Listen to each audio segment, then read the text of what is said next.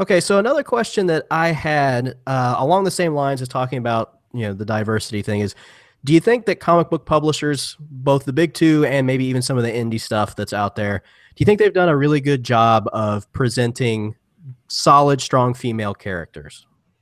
Um, I think so. I mean, I think we're definitely moving towards that because I think just and I think a lot of that is kind of like a reflection on the real life world, if that makes any sense. I mean, I think it's like I don't know which way it goes. If it goes comics are a reflection of the world, or like the world kind of projects itself onto comics. I don't know how that works exactly, but I mean, I think women are seen more as, people and not just, objects to be used as someone's wife and someone's girlfriend who dies to motivate them to fight and to, do what they need to do.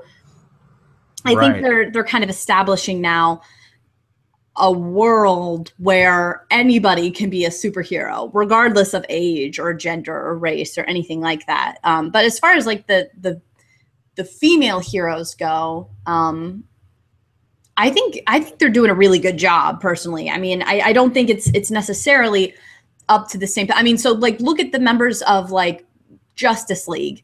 We pretty much have Wonder Woman. Like Right. that's still not like even at all. But I do think that the characters they have created, like I'm just keep thinking specifically of like Carol Danvers as Captain Marvel. I think those characters, they are doing a really good job. And that story, A-Force by Marvel, really showcased, I mean, it was all women. It was all Marvel women and stuff. And it really showed how far we've come and how many really great characters we really do have. Awesome. Yeah, I agree. I definitely think we're headed the right direction as far as having a bit more of the females represented. DC's Justice League could use a little catching up, but at least with the Avengers, we've had more than one female character at a time be part of the team and kind of Right. branching out a little bit. So hopefully, I'm sure DC will start kind of going down that road as I well. think they will. I think they will. What do you feel about female characters as far as the art goes? Because there's been a lot of big discussion here and there Yeah, about there has. over-sexualization. Like, do you think that women are over-sexualized in the comics? I do. I mean, I think that's just like you said, just kind of catching up to society and how. I mean, it's not even just comic books, it's movies and TV shows and things like that. But um, I don't know. Like, I personally don't like reading stories where even if the main character is a female protagonist. Like, I don't like reading it if the artwork is so overly centralized that, like, because I can't relate to that, and I just don't want to see that. Like, I mean, the same goes for like an overly grossly rippling muscly guy. Like, I just don't really want to see that. A lot of the 90s comics I've noticed like do that a lot. Like, A lot. it's just gross. Like, this just doesn't look good at all. But I think with the, like, I do know a lot of female readers that don't have a problem with how females are generally drawn in comics. But I mean, me personally, like, that's a huge turnoff, and I won't read the book. Like, I'll open it and see that and be like, no, like, I just don't like that at all. Because I mean, the art is half of the story, and if I can't, I when it's just like a bunch of just like butt shots, that's like my least favorite. Is like when the perspective, it's literally like right next to their butt, like looking up. I'm like, what is this? What is this? Why? That's what I call the Michael Bay shot, because in every Michael Bay movie, It's true. Whenever he there's has always Megan that Fox shot. in there, he does that. It's like, why do that? I But torture. that's when they do stuff like that. It specifically makes me think like the comic isn't for me. Like, that shot is specifically for guys who want to see butts. Like that. I I hope everybody in the next room heard me say that. I said it really loud. Yeah, it makes it feel like it's not for me. Like, it's supposed to still be what everybody thought comics were being read by, which is like young boys. And I'm like, I'm not a young boy, so I don't feel like they wrote this with me in mind. And that goes back to the diversity in the creative team thing. Right, absolutely. And for me, I've got a 7-year-old daughter. I don't want her Yeah. thinking that her value and everything else is wrapped up in what she looks like, because that's not true. You know, it's the content of a person's character goes much further than their outward appearance. And especially in something like this, where it's like you're more than a slab of beef for some guy to look at. And I don't want her growing up thinking that, well, I can't be, I can't be like my favorite heroes because of this, the way they're drawn and stuff. Like, I don't look anything like them. And like you said, the relatability factor greatly diminishes. So for me, I mean, I may seem unusual to see that perspective, I guess, from a guy, but once you're a dad of a daughter, that changes everything. Yeah. Everything changes at that point. You look at yourself and how you might have behaved before, and you're like, yo. But I feel like that's good, though. That seems like, I mean, that makes sense. Like, moving forward, like, in our, like, society, like, that just, I don't know, that's better, I think, than the opposite. So yeah, absolutely. So I totally agree with you there. So let's say Marvel came up to you then and said, Sammie, we want you to take the lead for one of our female characters. That's a bad idea. They should not do that. What would you do for this? Who would you pick? You could pick anybody. Who would you want to write? And what would you do? What kind of twist would you put on their character to kind of make them stand out? That's a great question. I think I would want to be, because, like, obviously, like, I love Captain Marvel, like I said, and I love Miss Marvel. But I think I would want to take a character that is most typically seen as over-sexualized and not really having much of a personality beyond that, and then putting the different I keep thinking of, like, when they kind of revamped Spider-Woman, and she kind of, I mean, that's how pretty much I had always seen her, is just, like, really grossly drawn, and, like, I didn't even care about learning about her personality because she was just, I just didn't care to look at that. But then they redid, like, they got a new creative team, and she got a new costume, which, like, is super practical and great. And then, oh man, I loved what they did with Spider-Gwen. Love the parallel universe thing. That's really cool. But yeah, I think I would like to take somebody that is generally seen as kind of gross, and, like, turn it on its head and make them like a respectable hero, like maybe She-Hulk or Captain America is seen. Awesome. Yeah, that would be really cool. I like that you brought up Spider-Gwen, because I really like that character. I think that she's really unique, and I don't know. I've never got into Spider-Woman as much either, really. And, but I really like Spider-Gwen when I checked out the story. Her costume's so cool, like how it's, like, all, like, the hood part and stuff. It looks great. Yeah, and I love that. And that's a hero that I would feel comfortable, as my daughter's 8, getting older, with her reading. Someone like that is, like, way safer to me and better. Yeah, you should have her read Miss Marvel when she gets older too. Yeah, that's a pretty good one. I haven't got all the way through all of those books yet. There's so many to read. It's hard to get all of those. I know. And then you fall behind one week, and then it's like you fall behind every week. It's horrible. Yep. But yeah, that's another character I've been meaning to, like, catch up on the back issues of, because I've been hearing so many good things about stuff that's going on with her now, and with her being in the Avengers, the all different Avengers coming out. I'm excited for that whole team. So that's going to be great. Did you read the Free Comic Book Day version of it? Yes, I did. That hooked me into wanting to keep up with it. It's a good group. I think it's a good group. Yeah, I love seeing the younger people in there, and then how they still have a couple of the veterans. Yeah, the veterans. Avengers. Yeah. So it's like that, teaching that next generation, and the fact you got, I think, Nova and Miles Morales, their personalities are going to really go well together. And I think that when you add in Kamala Khan, it's just going to be really cool to see them interact and to see that young group for once kind of in there. Yeah, and honestly, that's what I feel like it kind of used to be that way. Like, Peter Parker was kind of like the young guy on the block. And I don't know, it felt like comics were a lot more, like, the characters themselves were a little younger. But it seems like now they've kind of, grown up and stuff. So I think it's going to kind of bring, like, the young kind of youthful side to things. So I'm really looking forward to it. Yeah, I think it's going to be great. That's one of the titles I'm looking forward to the most that Marvel's putting out after Secret Wars. So, like, big news that came out this weekend, of course, with San Diego Comic-Con, was the Batman versus Superman trailer, which is probably huge everywhere by now. Right. Assuming you've seen it, which I'm sure you have, just like I have, most yes. of us What did you think of the overall trailer? Like, what was your overall thoughts on this? Are you more excited to see this movie now because of that? Am I more excited? I would say, I'll say yes. I liked how because before when it was showing like Batman and Superman, we didn't really see the real reason why they were fighting, like at odds. Like you said, the whole, oh, do you bleed? All that kind of stuff. But this time it actually kind of showed more of like, hey, Bruce was pretty personally like affected by this. And he sees him as, he kind of demonizes Superman. Like it kind of makes sense.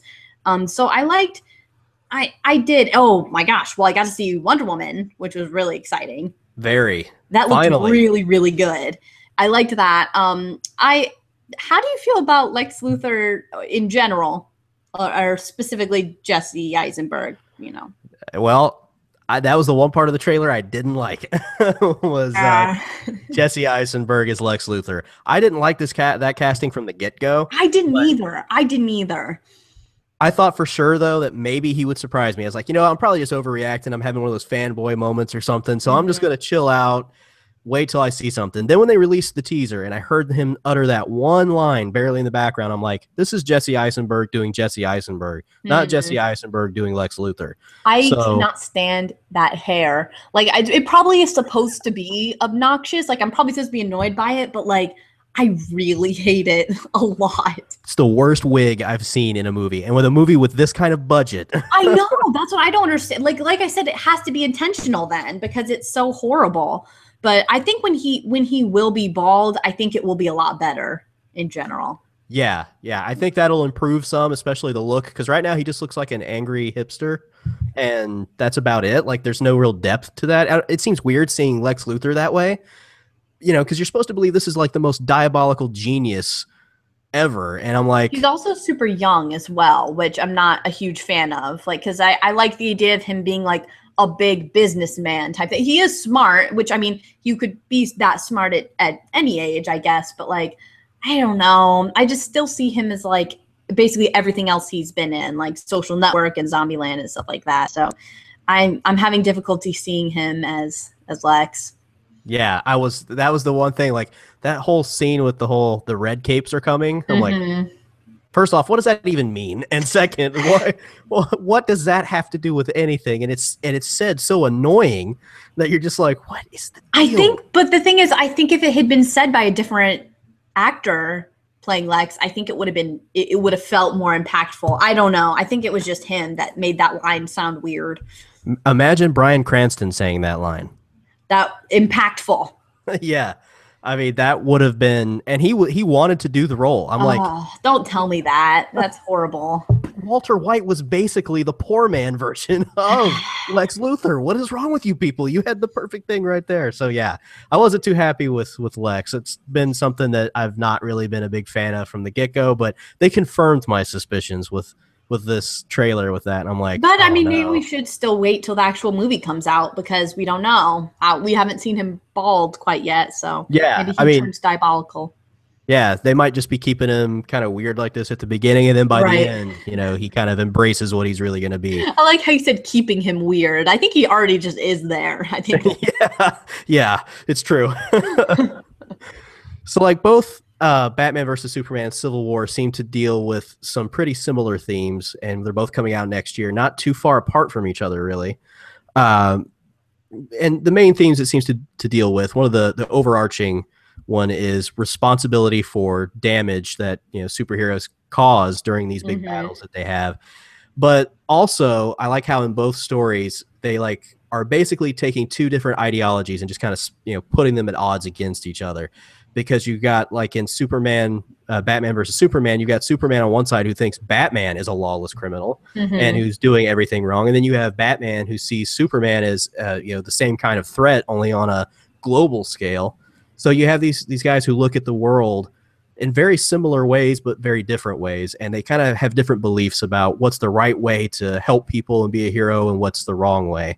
And obviously in Civil War, you have Captain America, who's kind of sort of got that freedom, libertarian kind of ideology, freedom over security kind of a thing. And then you've got Iron Man, who's kind of more the big government kind of hey, we need superhero activity to be regulated. It should be the government that does it and keeps an eye on people. And these ideologies are clashing. It's not just the heroes fighting, it's their ideals. So, you know, in essence, both sides of the conflict, you know, they want to achieve the same goal, but there's like this misunderstanding of each other's intentions.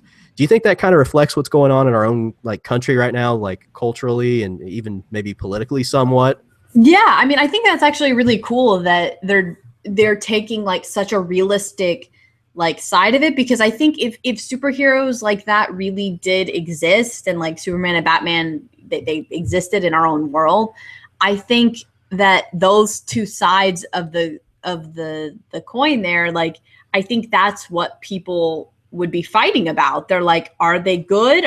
Should they be regulated? Should they, all that kind of stuff. So I think it's really cool that they're taking that route. I mean, as far as it being a reflection about what's happening now,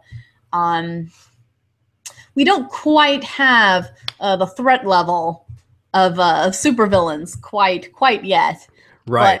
But I mean, I think it's a good idea to have like maybe Captain America and Iron Man having like two because even though they're talking about superheroes, like you said, like it kind of does relate a little bit politically to how people believe things should be handled. Actually really cool, because it's again one of those what would you do scenarios. So I like thinking about that. Right. The big burning question is, which side are you on, Cap or Iron Man? It's just so hard to know without it actually happening, you know, like, cause like, what if I was like a mutant, you know, and what would I, but well, maybe we should have a combination of both.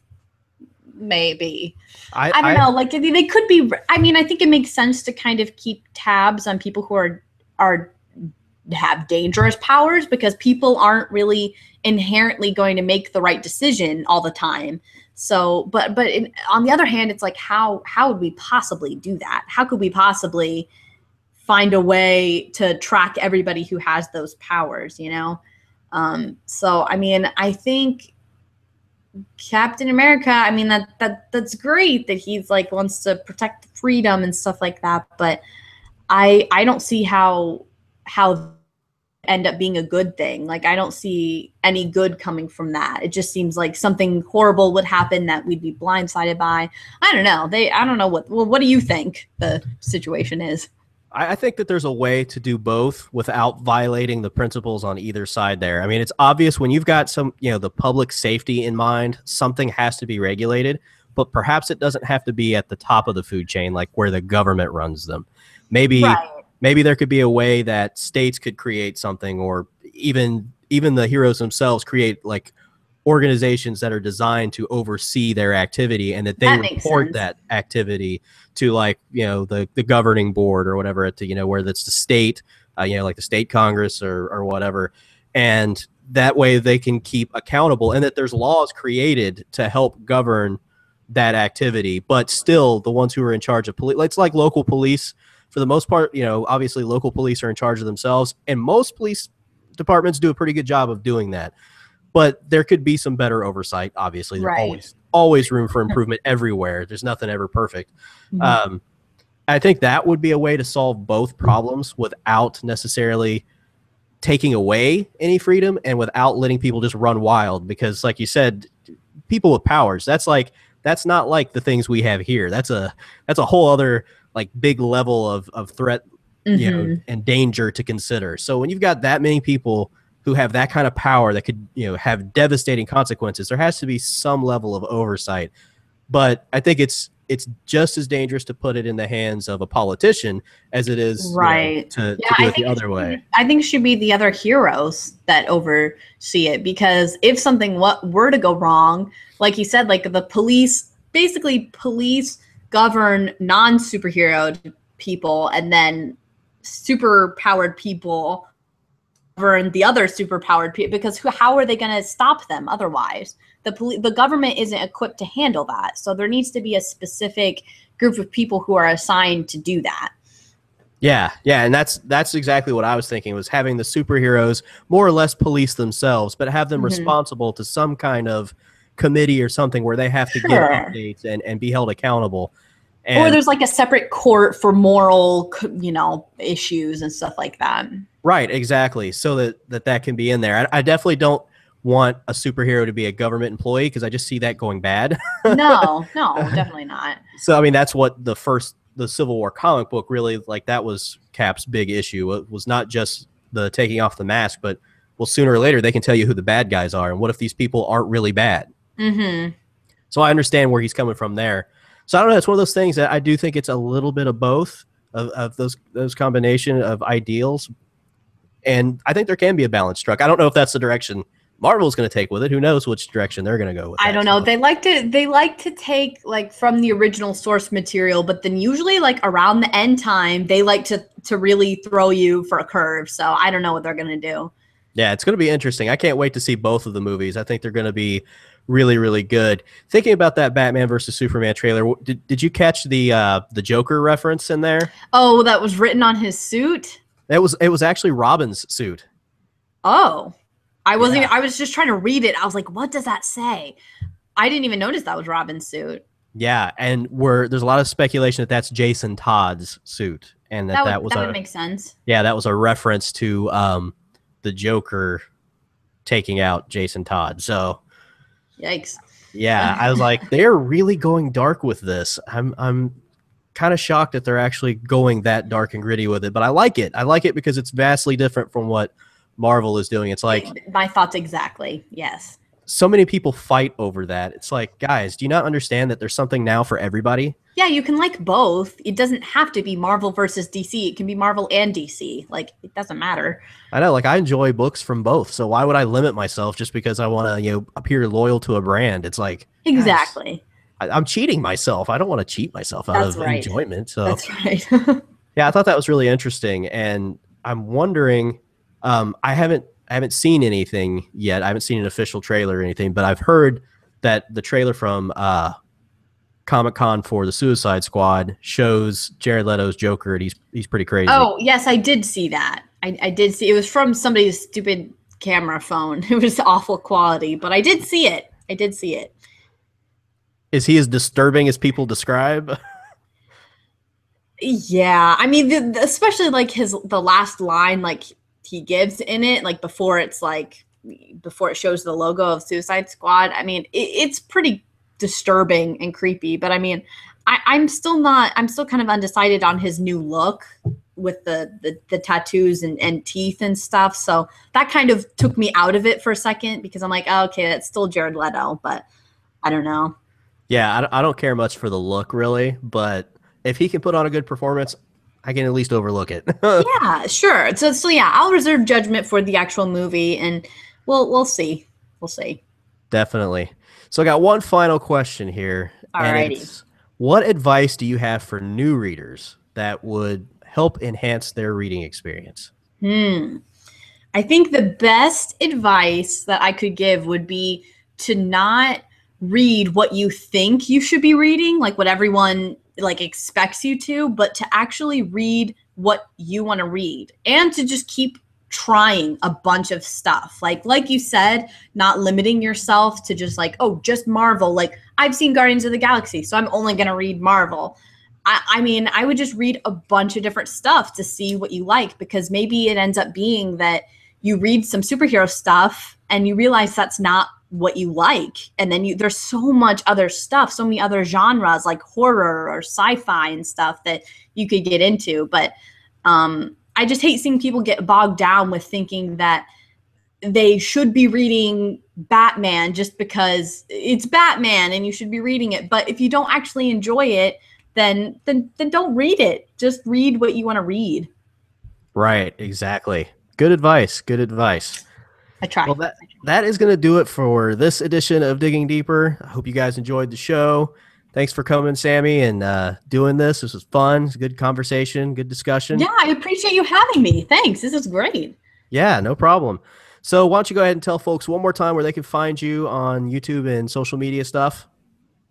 Yep, you can find me at youtube.com/Sammie Reads, and then also on Twitter, Tumblr, Instagram, all of those things at Sammie Reads, SAMMIE. Awesome. Right. Awesome. Good stuff. So you guys go check her channel out. You won't be disappointed. Got a lot of good videos up and just really awesome stuff. So, all right, that's going to do it for us. We are signing off.